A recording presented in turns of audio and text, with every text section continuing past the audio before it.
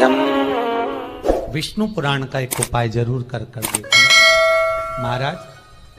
विष्णु पुराण में स्पष्ट कहा है कि कार्तिक का प्रथम दिन किसी नदी में स्नान कर कर, तालाब में स्नान कर कर, नदी तालाब नहीं हो तो घर में ही स्नान कर कर, घर के दोनों दरवाजे पर, घर के बाहर दोनों दरवाजे पर घी का दिया लगा दें। उसमें एक कमल गट्टा, किराने की दुकान पे मिलता है काला कलर का कमल गट्टा, एक एक डाल दें नाम और गोत्र बोलकर, और शाम के समय पर एक दिया घर की देहली पर प्रतिदिन कार्तिक के महीने में लगा दें।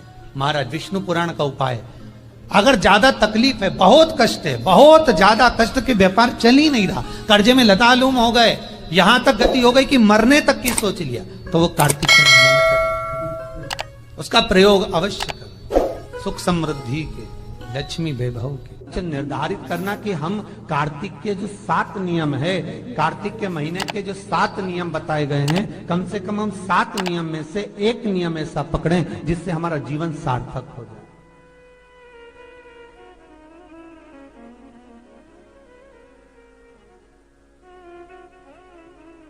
आप भले 7 नियम नहीं कर रहे कार्तिक के, भले एक नियम करो, पर वो नियम हमारा पूर्ण चलना चाहिए, उसकी नियम की पूर्णता पूर्ण होना चाहिए।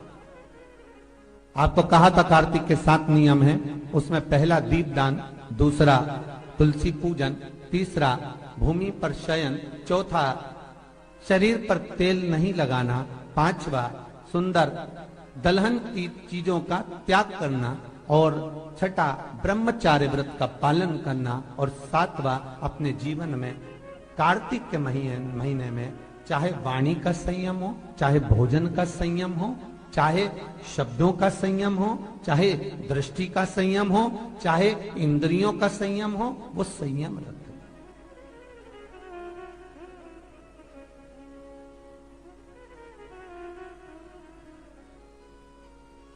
वो संयम धारण करना। अब हमें ये ज्ञात करना है कि 7 नियम जो कार्तिक के महीने के होते हैं, कार्तिक माहत्म में जो 7 नियम बताए गए होते हैं, इन 7 नियम में से कोई एक नियम हम हमारी जिंदगी में उतार लें, कोई एक नियम हम हमारे जीवन में उतार लें, जिस नियम के बल पर हमें परमात्मा का साक्षीकरण हो जाए।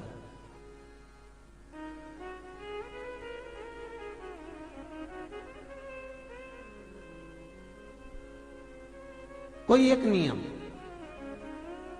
अगर आप दीप दान कर रहे हो कार्तिक के महीने में, प्रतिदिन आपने 1 महीना तक दीप दान करा महाराज,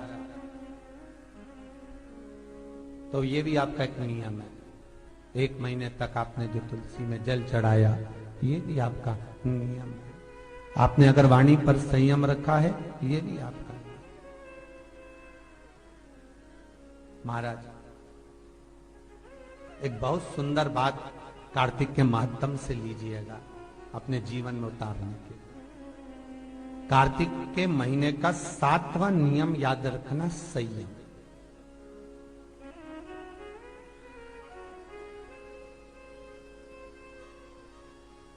किस समय पर किस चीज का संयम होना चाहिए, निर्धारित करना कि हम कार्तिक के जो 7 नियम है, कार्तिक के महीने के जो 7 नियम बताए गए हैं, कम से कम हम 7 नियम में से एक नियम ऐसा पकड़ें जिससे हमारा जीवन सार्थक हो जाए।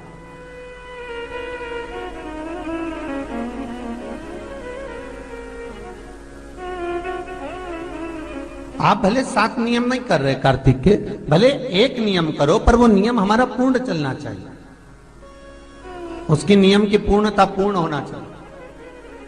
आपको कहा था कार्तिक के 7 नियम हैं, उसमें पहला दीपदान, दूसरा तुलसी पूजन, तीसरा भूमि पर शयन, चौथा शरीर पर तेल नहीं लगाना, पांचवा सुंदर दलहन की चीजों का त्याग करना, और छठा ब्रह्मचार्य व्रत का पालन करना, और सातवां अपने जीवन में कार्तिक के महीने में चाहे वाणी का संयम हो, चाहे भोजन का संयम हो, चाहे शब्दों का संयम हो, चाहे दृष्टि का संयम हो, चाहे इंद्रियों का संयम हो, वो संयम रखें।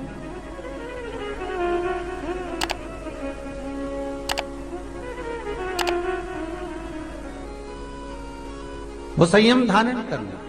अब हमें ये ज्ञात करना है कि 7 नियम जो कार्तिक के महीने के होते हैं, कार्तिक महात्म में जो 7 नियम बताए गए होते हैं, इन 7 नियम में से कोई एक नियम हम हमारी जिंदगी में उतार लें, कोई एक नियम हम हमारे जीवन में उतार लें, जिस नियम के बल पर हमें परमात्मा का साक्षीकरण हो जाए।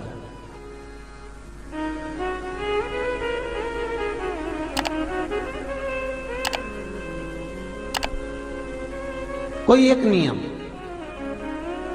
अगर आप दीप दान कर रहे हो कार्तिक के महीने में, प्रतिदिन आपने 1 महीना तक दीप दान करा महाराज, तो ये भी आपका एक नियम है। 1 महीने तक आपने जो तुलसी में जल चढ़ाया, ये भी आपका नियम है। आपने अगर वाणी पर संयम रखा है, ये भी आपका नियम। महाराज एक बहुत सुंदर बात कार्तिक के माध्यम से लीजिएगा अपने जीवन में उतारने के लिए। कार्तिक के महीने का 7वां नियम याद रखना, संयम।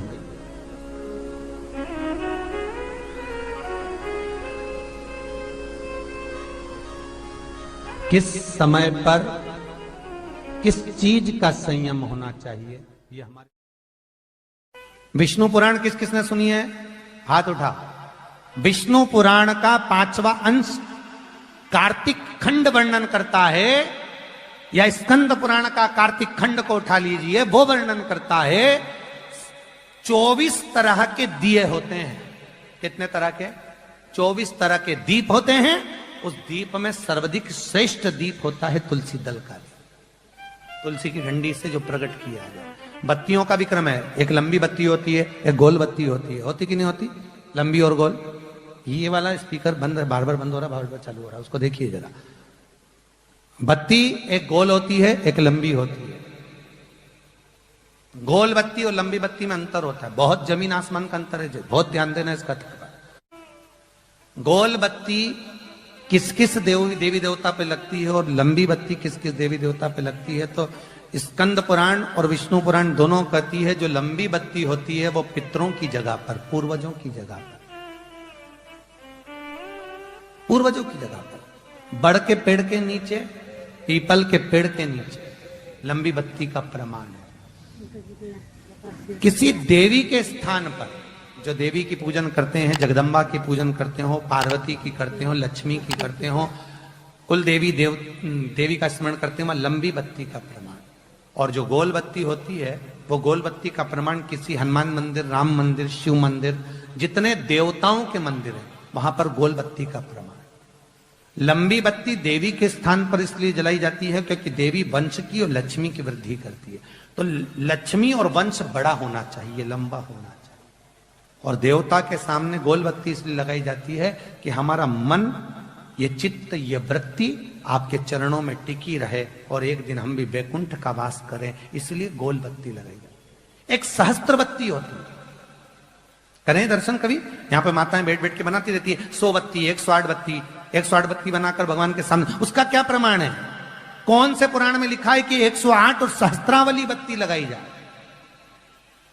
तो स्कंद पुराण में कार्तिक खंड के अंदर स्पष्ट किया गया, सहस्त्रावली बत्ती, 108 लंबी बत्तियों का जो प्रमाण है, वो कहते हैं कि जिस व्यक्ति ने किसी तीर्थ को ना करा हो, पूरे तीर्थ नहीं गए हो, सारे तीर्थों का स्नान नहीं करा हो, किसी तीर्थ में दर्शन करने से वंचित रह गए हो, तो 108 बत्ती की एक बत्ती बनाकर किसी नारायण के मंदिर में, शिव मंदिर में, देवी के मंदिर नहीं, केवल देवता के मंदिर में अगर उसको घी में भिगोकर प्रज्वलित कर दिया जाता है तो सारे तीर्थों के दर्शन का फल उस जीव को प्राप्त हो जाता है। उसको सहस्त्रावली बत्ती। दान का मतलब जानते हो आप लोग? क्या मतलब है? यमुना जी के घाट पर जाना, गंगा के घाट पर जाना, नर्मदा के घाट पर जाना और घाट पे जाके दिया लगाना, उसको हमारे यहाँ क्या कहते हैं? दीपना। पर दुनिया के लोगों ने दीपदान के महत्व को कुछ दूसरा ही बना दिया। दिया जलाते हैं और नदी में छोड़ते हैं। भैया कौन सी पुराण में लिखा है दादा? कौन सी पुराण में लिखा है कि दिए को उठाकर नदी के अंदर छोड़ो? एक बात बताओ, सास तुम्हारी ऐसी बैठी सामने, तुम उसकी पूजन करोगी या थाली रखोगी या दिया जलाओगी तो उसके सामने रखाओगी कि उसके सिर पे